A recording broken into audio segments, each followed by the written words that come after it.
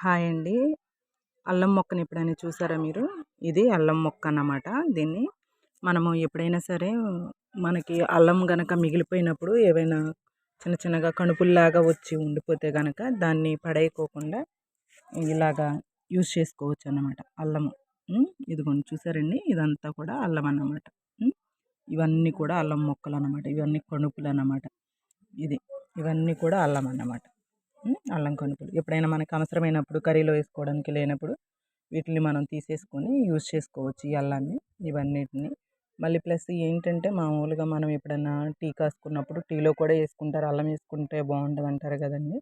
అట్లాగా మామూలుగా ఈ అల్లాన్ని ఈ ఆకులు చిన్న చిన్న ఆకులు కొంచెం టీలో గట్లా వేసుకుంటే కూడా అల్లం ఫ్లేవర్ దిగిద్దన్నమాట. ఈ ఆకుల్లో నుంచి కూడా. ఇలా కూడా యూజ్ చేసుకోవచ్చు ఈ ఆకుల్ని.